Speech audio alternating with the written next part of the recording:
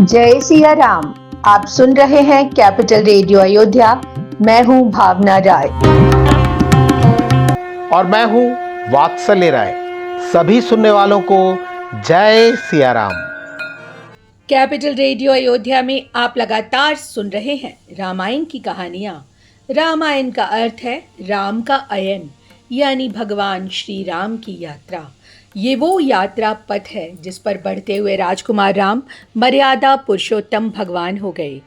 पिछले एपिसोड में हमने आपको कथा सुनाई कि भरत जी और अयोध्या से भगवान राम को मनाने आए बाकी लोग चित्रकूट के करीब पहुंच गए। रास्ते में उन्हें कैसे कैसे अनुभव हुए, उनके दर्शन करने वालों ने भरत जी को देखकर क्या कहा, ये सब कथा प्रसंग में बताया। अगर आपने वो एपिसोड नहीं सुना है तो हमारे YouTube चैनल और Facebook पेज पर जाकर सुन सकते हैं। उसका लिंक भी हम डिस्क्रिप्शन बॉक्स में साझा कर रहे हैं। और अब आगे की कथा। गोस्वामी तुलसीदास जी महाराज कहते हैं, उहाँ राम रजनी अवशेषा जागे सिय सपन अस देखा, सहित समाज भरत जनु आए, नाथ वियोग ताप तन ताए। भरत जी ने समाज सहित चित्रकूट के करीब विश्राम किया। वहीं भगवान राम रात बाकी रहते ही जाग गए। सीता जी ने भगवान राम को बताया कि उन्होंने एक ऐसा स्वप्न देखा है कि भरत जी समाज के साथ यहाँ आए हैं। भगवान के वियोग की आग में उनका शरीर तप रहा है। सीता जी बताने लगी कि अयोध्या से आए सभी लोग दुखी दिख रहे थे। सासुएं यानी भगवान राम की माताएं अलग रूप में दिख रही थीं। भगवान राम सभी को चिंता और सोच से मुक्त करते हैं, लेकिन अभी वो नरलीला कर रहे हैं। ऐसे में सीता जी के सपने की बात सुनकर वो सोच में डूब गए और उनकी आंखों में पानी भर गया। भगवान राम ने कहा, हे लक्ष्मण, ये अच्छा स्वप्न नहीं है, लगता है कोई बुरा समाचार सुनाएगा। स्नान के बाद भगवान राम महादेव का पूजन करने लगे। पूजा पाठ के बाद भगवान राम बैठ गए और उत्तर दिशा की ओर देखने लगे। कोल भीलों ने आकर सूचना दी कि समाज सहित भरत जी आ रहे हैं। भगवान राम प्रसन्न हो गए और उनकी आंखों में आंसू आ गए। बहुरी सोच बस भेसिय रवनु, कारण कवन भरत आगवनु। सीतापति भगवान श्री राम सोचने लगे कि भरत जी किस कारण से आ रहे हैं। तभी कुछ लोग और भी वहां आए और उन्होंने बताया, भरत जी के साथ चतुरंगिनी सेना भी है। ये सुनकर भगवान राम की सोच और गहरी हो गई। भगवान राम सोच रहे थे कि भरत जी तो स्वभाव से साधु हैं और सयाने भी हैं, मेरी आज्ञा का पालन भी करते हैं। लक्ष्मण ने भगवान राम को सोच में डूबे देखा तो कहने लगे, हे प्रभु, आपके पूछे बिना मैं कुछ कहना चाहता हूँ। सेवक समय न ढीठ ढिठाई। मौका हो और सेवक ढिठाई करके कुछ कहे तो उसे ढीठ नहीं समझा जाता है। आप तो सर्वज्ञ हैं, लेकिन मैं अपनी समझ के अनुसार कुछ कहना चाहता हूँ। हे प्रभु, आप सरल स्वभाव के हैं, आप सब पर विश्वास करते हैं और सबको प्रेम भी करते हैं, लेकिन मूर्खों को जब प्रभुता मिल जाती है तो वो अपना असली रूप प्रकट कर देते हैं। भरत नीत रत साधु सुजाना, प्रभुपद प्रेम सकल जगु जाना। भ्राता भरत तो नीति परायण है, स्वाधु स्वभाव के हैं। प्रभु, वो आपके चरणों में प्रेम भी रखते हैं। तेव अजुराम पदु पाई, चले धर्म मरजाद मिटाई। कुटिल कुबंधु कु अवसर ताकी, जानी राम बनवास एकाकी। लेकिन अब जब उन्हें आपका सिंहासन मिल गया है प्रभु, तब वो धर्म की मर्यादा को मिटाने चल दिए हैं और वो कुटिल भाई की तरह ये मानकर चल रहे हैं कि भगवान राम वन में हैं, अकेले हैं, असहाय हैं। कुटिल विचार के साथ वो सारे समाज को जोड़कर आ रहे हैं। आय करे अकंटक राजू, लगता है वो अपने राज्य को निष्कंटक करने आ रहे हैं। लक्ष्मण जी ने आगे कहा, हे प्रभु, यदि इनके हृदय में कपट नहीं होता तो वह हाथी, घोड़ों और रथों की ऐसी कतार लिए नहीं आते।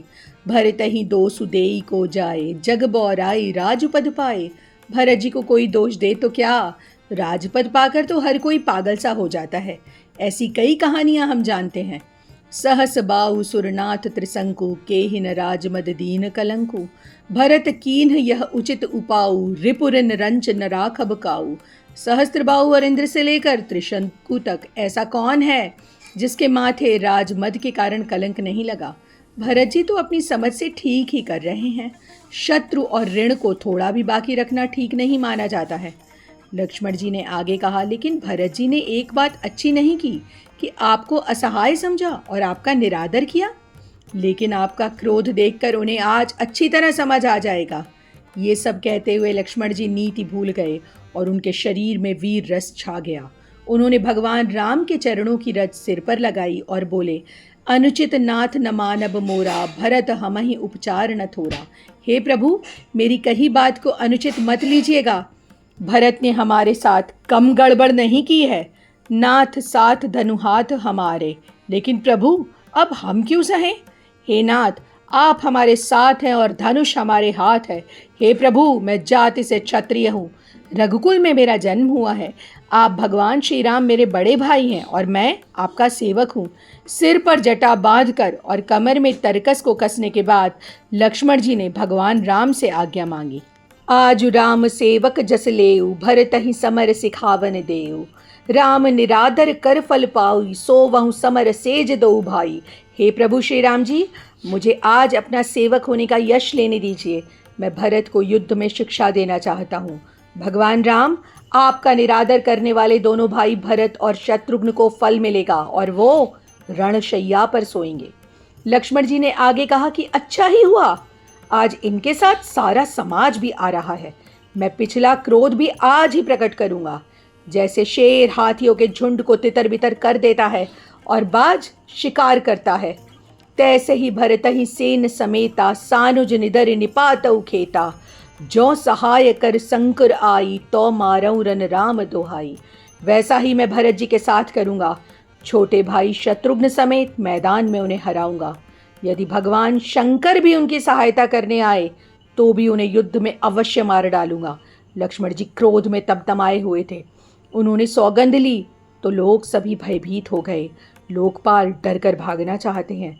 जगु भय मगन गगन भई बानी। हर तरफ लोग डरे सहमे दिखने लगे। तभी आकाशवाणी हुई, हे लक्ष्मण जी, आपके प्रताप और प्रभाव का बखान कौन ही कर सकता है।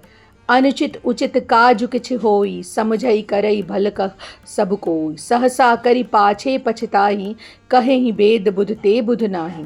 लेकिन कोई भी काम अनुचित और उचित विचार करने के बाद ही किया जाना चाहिए। वेद और विद्वान कहते हैं कि जो बिना विचार किए काम करते हैं और बाद में पछताते हैं, वो बुद्धिमान होते ही नहीं। इस एपिसोड में इतना ही। अगले अंक में हम आपको सुनाएंगे आगे की कथा। कार्यक्रम को पसंद करने और शेयर करने के लिए हम आप सभी सुनने वालों के बहुत आभारी हैं।